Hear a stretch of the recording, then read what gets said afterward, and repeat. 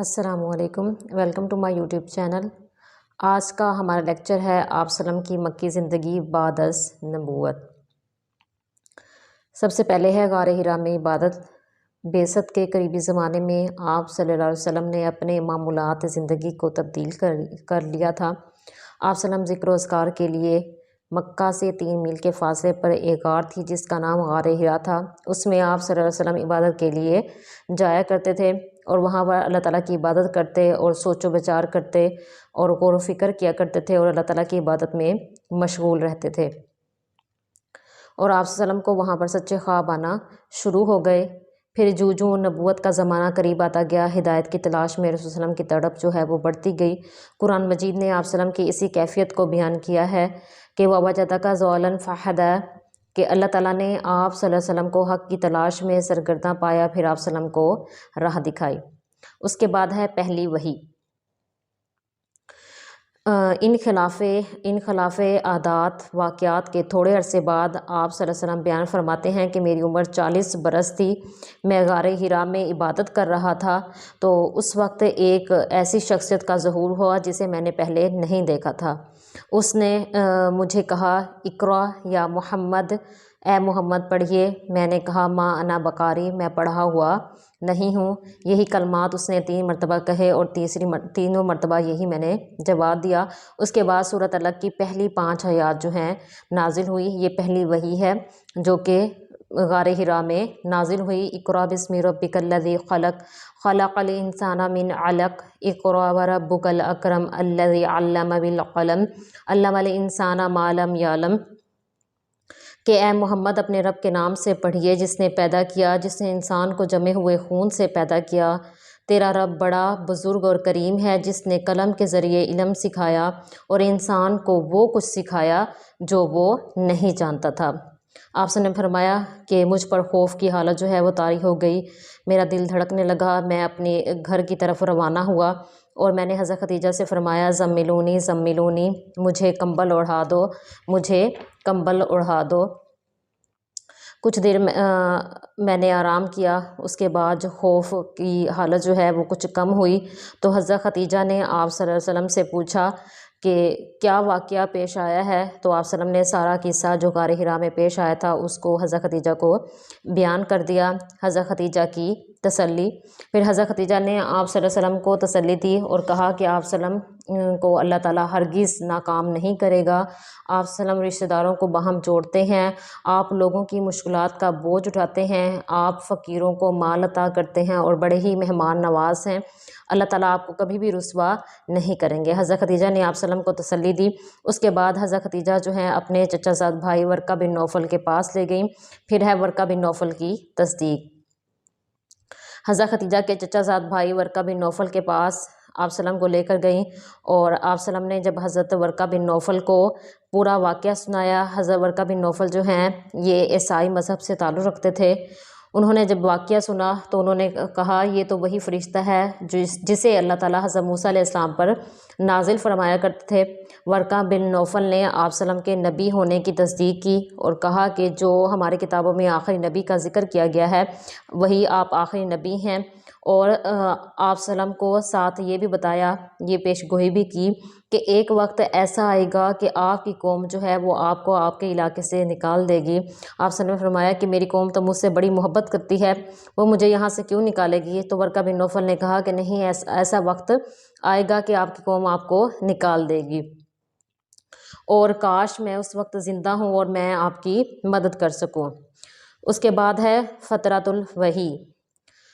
پہلی وحی کے نزول کے بعد کچھ عرصہ جو ہے وحی نازل نہیں ہوئی، جس کو فترۃ الوحی کا زمانہ کہا جاتا ہے۔ بعض اقوال کے تحت یہ عرصہ جو ہے 6 ماہ ہے، جبکہ بعض قول کے تحت یہ عرصہ 3 سال کا ہے۔ اس کے بعد سورۃ مدثر کی ابتدائی آیات جو ہیں وہ نازل ہوئی، یا ایھا المدثر قم فانذر، تو یہ آیات جو ہیں نازل ہوئیں۔ اس کے بعد ہے خفیہ تبلیغ۔ دوسری وحی میں آپ صلی اللہ علیہ وسلم کو تبلیغ کا حکم دیا گیا۔ آپ صلی اللہ علیہ وسلم نے تبلیغ کا سلسلہ شروع کیا۔ ابتدا میں آپ صلی اللہ علیہ وسلم نے اپنی دعوت کو خفیہ رکھا اور سب سے پہلے اپنے افراد خانہ اور قابل اعتماد دوستوں کو تبلیغ کی۔ آپ صلی اللہ علیہ وسلم کی تبلیغ سے عورتوں میں آپ صلی اللہ علیہ وسلم کی زوجہ حضرت خدیجہ مردوں میں آپ سلم کے دوست حضرت ابوبکر صدیق رضی اللہ عنہ، غلاموں میں حضرت زید بن حارثہ اور بچوں میں حضرت علی نے اسلام قبول کیا۔ پھر حضرت ابوبکر صدیق رضی اللہ عنہ کا مکہ میں بڑا اثر و رسوخ تھا۔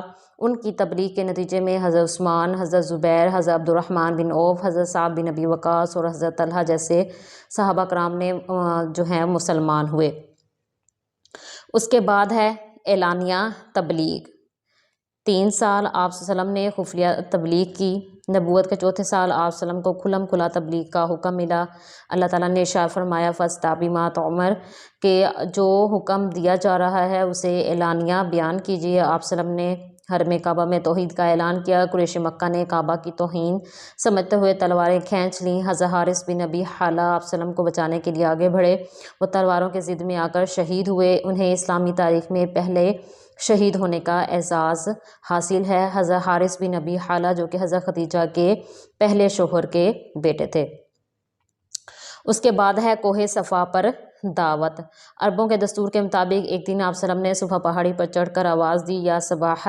عرب کا یہ دستور تھا کہ کسی مقصد کے لیے اگر لوگوں کو جمع کرنا ہوتا تھا تو یہی کہا کرتے تھے یا صباح۔ تمام لوگ جمع ہو گئے۔ آپ صلی اللہ علیہ وسلم نے تمام لوگوں سے فرمایا کہ اگر میں تم سے یہ کہوں کہ پہاڑ کے پیچھے ایک لشکر ہے جو تم پر حملہ کرنے والا ہے، کیا تم اس بات کو مان لو گے؟ سب نے کہا کہ ہاں، کیوں نہیں مانیں گے، کیونکہ آپ جو ہیں وہ ہمیشہ سچ بولتے ہیں۔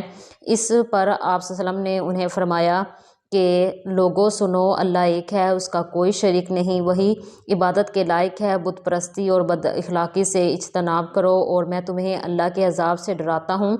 اگر تم لوگ ایمان نہ لائے تو تم پر شدید عذاب نازل ہوگا۔ یہ الفاظ سن کر قریش مکہ جو ہیں ناراض ہو کر واپس چلے گئے، اور آپ صلی اللہ علیہ وسلم کے حقیقی چچا ابو لہب نے آپ صلی اللہ علیہ وسلم کو بڑا برا بھلا کہا اور کہا کہ آپ نے ہمارا وقت ضائع کیا ہے۔ ابو لہب نے آپ صلی اللہ علیہ وسلم کی بڑی مذمت کی۔ ابو لہب کی مذمت میں پھر اللہ تعالیٰ نے سورۃ لہب نازل کی، جو کہ ابو لہب اور اس کی بیوی ام جمیل کے بارے میں نازل ہوئی ہے۔ اس کے بعد ہے خاندان والوں کو دعوت۔ اس واقعے کے کچھ دن بعد آپ صلی اللہ علیہ وسلم پر یہ آیت کریمہ نازل ہوئی، وَأَنذِرْ عَشِيرَتَكَ الْأَقْرَبِينَ، کہ اپنے قریبی رشتہ داروں کو ڈرائیے۔ اس آیت کے نزول کے بعد آپ صلی اللہ علیہ وسلم نے خاندان کو دعوت پر بلایا۔ تمام خاندان عبد المطلب دعوت میں شریک ہوا۔ کھانا کھانے کے بعد آپ صلی اللہ علیہ وسلم نے اپنے خاندان والوں کو دعوت دی۔ آپ صلی اللہ علیہ وسلم نے فرمایا کہ میں تمہارے پاس ایسی بھلائیاں لے کر آیا ہوں جو آج سے پہلے کوئی بھی تمہارے پاس نہیں لے کر آیا ہوگا، تو کیا تم لوگ اس میں میرا ساتھ دو گے؟ سب لوگ خاموش رہے۔ حضرت علی جو ہیں وہ اٹھے اور انہوں نے کہا، اے اللہ کے رسول، اگرچہ مجھے عشوب چشم کی شکایت ہے، میں کمزور اور کم عمر ہوں، تاہم آپ صلی اللہ علیہ وسلم کا ساتھ دوں گا۔ اس پر خاندان کے لوگ جو ہیں کھلکھلا کر ہنسے، اور ابو لہب نے اس موقع پر بھی آپ صلی اللہ علیہ وسلم کو برا بھلا کہا۔ اس کے بعد ہے عام تبلیغ اور مسلمانوں پر ظلم و ستم۔ آپ صلی اللہ علیہ وسلم نے اپنی تبلیغ کے دائرہ کو وسیع کرتے ہوئے ہر گلی، ہر کوچے میں توحید کی صدا کو بلند کیا، اور ان کو بدکاری، چوری، ڈاکہ اور بچیوں کو زندہ درگور کرنے سے منع کیا۔ منڈیوں اور میلوں میں جا کر لوگوں کو اسلام اور توحید کی دعوت دی۔ اس تبلیغ کے نتیجے میں ایک بڑی تعداد جو ہے وہ دائرہ اسلام میں داخل ہو گئی۔ مسلمانوں کی بڑھتی ہوئی تعداد دیکھ کر قریش کا غصہ اور نفرت بڑھنے لگی۔ قریش نے کمزور اور غریب مسلمانوں پر اس قدر ظلم کیا کہ تاریخ میں اس کی مثال نہیں ملتی۔ حضرت بلال کو ان کے مالک امیہ نے تپتی دوپہر میں پتھروں پر لٹا کر سینے پر بھاری پتھر رکھ دیا۔ حضرت خباب کو دہکتے انگاروں پر لٹایا گیا، یہاں تک کہ آگ جو ہے ان کے خون اور چربی سے بجھ جایا کرتی تھی۔ حضرت عمار بن یاسر کی والدہ حضرت سمیہ، جو کہ اسلام کی پہلی شہیدہ خاتون ہیں، ان کو ابو جہل نے پیٹ پر نیزہ مارا اور وہ دم توڑ گئیں۔ ان تمام مصائب و مشکلات کے باوجود مسلمان صبر و استقلال کے ساتھ دین اسلام سے جڑے رہے۔ اس کے بعد ہے آپ صلی اللہ علیہ وسلم کے چچا حضرت ابو طالب کے پاس وفد کا آنا۔ سرداران قریش حضرت ابو طالب کے پاس آئے اور گزارش کی کہ اپنے بھتیجے کو روکیں، ہم برداشت نہیں کر سکتے کہ ہمارے باؤداد ہمارے خداؤں کو برا بھلا کہا جائے۔ جب حضرت ابو طالب نے آپ صلی اللہ علیہ وسلم کو بلایا اور کہا کہ بھتیجے، تمہاری قوم کے لوگ میرے پاس آئے تھے اور اس طرح باتیں کہہ کے گئے ہیں، آپ مجھ پر اتنا بوجھ نہ ڈالیں جو میرے بس سے باہر ہو۔ یہ بات سن کر آپ وسلم کو محسوس ہوا کہ میرے چچا میرے ساتھ چھوڑ دیں گے۔ آپ وسلم نے فرمایا، اے چچا، اللہ کی قسم، اگر یہ لوگ میرے دائیں ہاتھ پر سورج اور بائیں ہاتھ پر چاند رکھ دیں اور کہیں کہ میں دین حق کی تبلیغ چھوڑ دوں تو میں اپنے فرض سے ہرگز نہیں ہٹوں گا، میں ہرگز باز نہیں آؤں گا۔ حضرت ابو طالب نے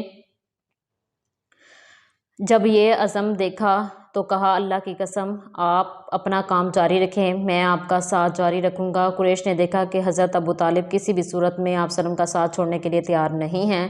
وہ دوبارہ حضرت ابو طالب کے پاس آئے اور ان سے کہا کہ اے ابو طالب، یہ قریش کا خوبصورت نوجوان امارہ، اس کو لے لیں اور اپنے بھتیجے کو ہمارے حوالے کر دیں۔ ابو طالب نے کہا کہ تم مجھ سے کس طرح کا برا سودا کر رہے ہو کہ تم اپنا بیٹا مجھے دیتے ہو کہ اسے پالوں پوسوں اور میرا بیٹا مجھ سے لے کر قتل کر دو۔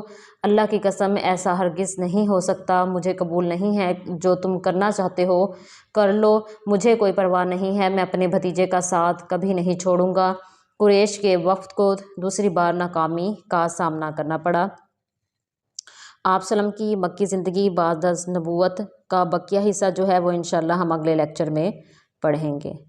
میرے چینل کو لائک کریں، سبسکرائب کریں اور شیئر کریں۔ امید کرتی ہوں کہ آپ کو میرے لیکچر پسند آئے ہوں گے۔